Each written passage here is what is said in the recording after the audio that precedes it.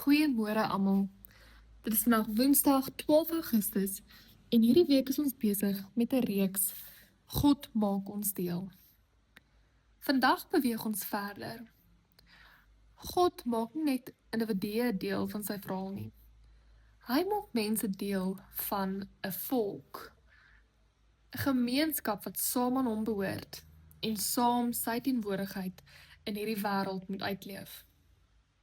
Vanoggend lees ek vir ons Eksodus 19 vers 3 tot 6. Moses het opgeklim na God en die Here het van die berg af na hom geroep en gesê: "So moet jy vir die huis van Jakob sê, sodat jy die Israeliete kan inlig. Julle het self gesien wat ek aan die Egiptenare gedoen het en hoe ek julle op arensvlerke gedra en julle na my gebring het. As julle dan nou getrou luister na my stem en my verbond nakom, dan sal julle onder al die volke my persoonlike eiendom wees, al behoort die hele aarde aan my. Vir my sal julle 'n koninkryk van priesters en 'n heilige nasie wees." Dit is die woorde wat jy aan die Israeliete moet oordra. Israel het pas uit Egipte gekom. Hulle het vir jare as slawe geleef. Hulle identiteit was gevorm deur onderdrukking en deur wat ander mense van hulle gemaak het. Maar nou sê God vir hulle: "Julle het self gesien wat ek aan die Egiptenare gedoen het.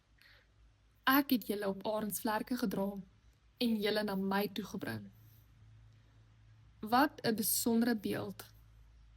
God sê eintlik: "Ek het julle uitgetrek sodat julle aan my kan behoort."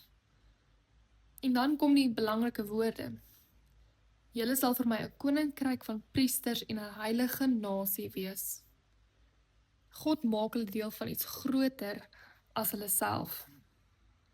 Dit is 'n belangrike herinnering vir die kerk.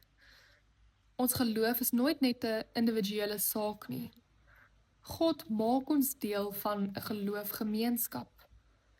Ons behoort aan mekaar omdat ons aan God behoort. Die kerk is daarom nie bloot 'n groep mense wat een keer 'n week bymekaar kom nie. Ons is mense wat deur God bymekaar geroep is om sy liefde, genade en teenwoordigheid in hierdie wêreld sigbaar te maak. Wanneer God ons deel maak, gee hy ons ook 'n roeping.